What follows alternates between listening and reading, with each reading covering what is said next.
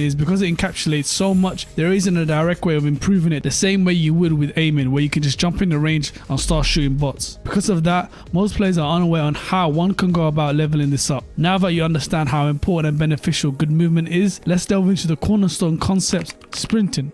Sprinting allows you to traverse the map quickly, and having your knife out would allow you to reach maximum velocity, of course exceeded by neon, but the caveat being your footsteps are audible. You may be saying, duh, of course I knew that, but the issue isn't knowing how to sprint, but when to sprint. Too many players either sprint too much or shift too much, resulting in them missing the correct timing to kill an enemy, or being pre-fired because of their loud footsteps. Let's showcase a scenario when and where it's ideal to shift or sprint. It's a 1v1 for you and you're in spawn. You hear the enemy planting the bomb on B site and you're towards CT spawn. The question would be, would you sprint or shift the whole way, or a combination of both? And if so, when?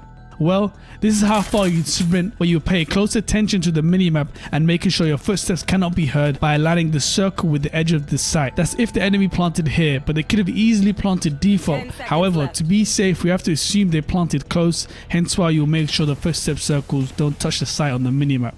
Jumping. Jumping is pretty self-explanatory and it's done by pressing spacebar, but more commonly bound to scroll wheel up or down. Why is it that so many players, specifically high elo and pros, bound to scroll wheel? Well, it all comes down to feeling more responsive. Look at it this way, with spacebar it's one long keycap that takes longer to press and requires more force, and on the other hand you can input multiple scrolls in the same time frame you can with a single spacebar, meaning you'll be able to hit that timing much easier. Here's a simple animation explaining this. Notice the window to jump is evenly spaced, and by using scroll you're able to put down multiple inputs, meaning you have a larger room for error. With a spacebar that window gets smaller, meaning you'll need to time it accurately, hence why it feels more responsive to use a scroll wheel. Ultimately, if you've been using spacebar and that's something you're comfortable with, stick with it. B-hopping. Air strafing is such an important area that many players fail to grasp the importance, and it leads on to the advanced form, which is B-hopping. Let's break it down into several steps. Strafe jumping, moving forward, and turning your mouse. I'm confident everyone watching this can easily perform each of these. However, to be safe, I'll break it down. For strafing, you simply hold down the D key to strafe right and the A key to strafe left.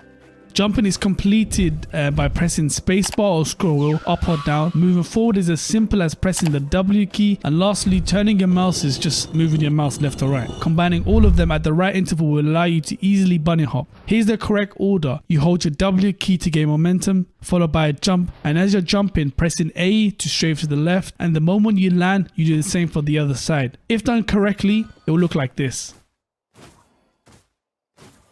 Understanding peeking.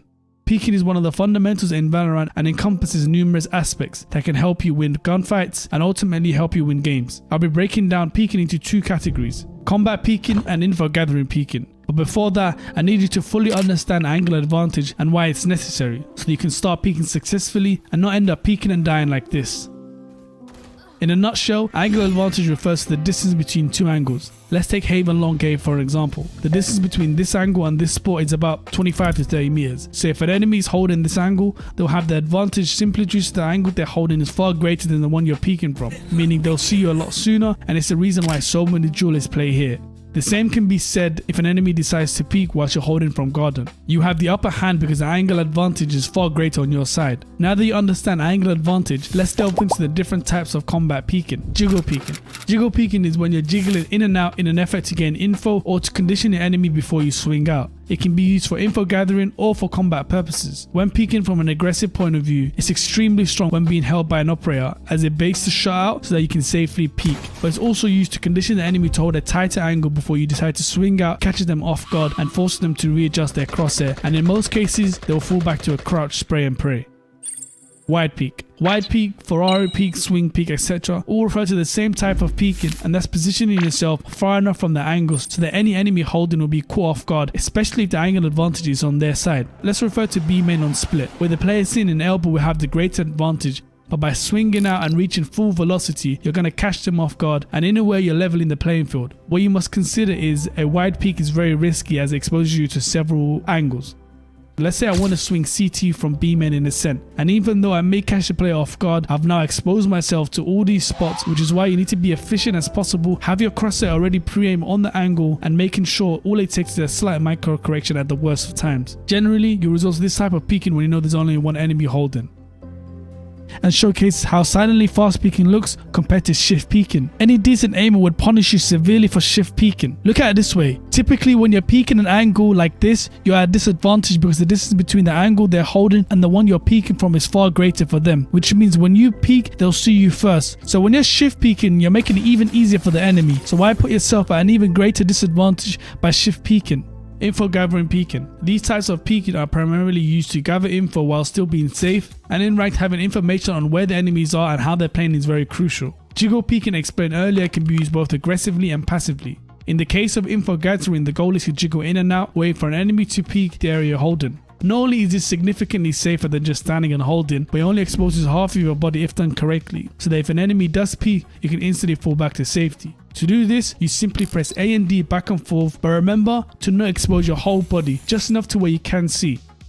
Jump peeking. A more advanced form of jiggle peeking, and one that I personally recommend, mainly because it achieves the same purpose, which is safely gathering info, but it does it even better. Let's look at it from the enemy's perspective. Which one is easier to hit? A, an enemy jiggle peeking, or B, one that's jump peeking? Of course, the one jump peeking is a lot harder to kill because it adds that variability of flicking to their head. There are several tutorials on how to jump peek, but in essence it allows you to gather info safely. Also, you can position yourself sideways or head on.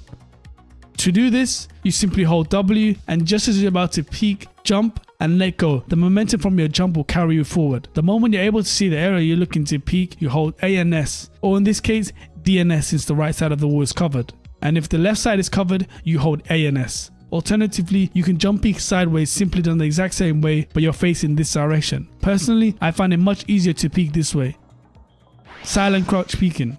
Another form of info gathering, but one that is probably the best, as not only are you hard to hit, but you're completely silent. Unless you're playing against someone like TENS, the likelihood an enemy is going to flick towards you is near impossible. This is how it looks from the enemy's perspective. With a jump peek, you can clearly hear the enemy jump peeking, allowing you to pre-aim them like this. But with silent crouch peek, you have no idea. Notice how there isn't a noise cue. Cutting to the state-of-the-art camera, we're able to see our trusty Phoenix safely gathering info, and the moment he notices an enemy, he's able to relay that to his team safely. To perform this skill, you hold crouch, in my case control, and jump, and whilst you're in midair, you let go of the crouch key and repeat this until you spawn an enemy. It seems difficult, but trust me, once you understand it, it's very simple. If you've enjoyed this guide and would like a part 2, and there's so much more to cover, especially from an aiming perspective and advanced concepts such as pathing, then comment movement guide in the comments. I love you all, and I'm out. Peace.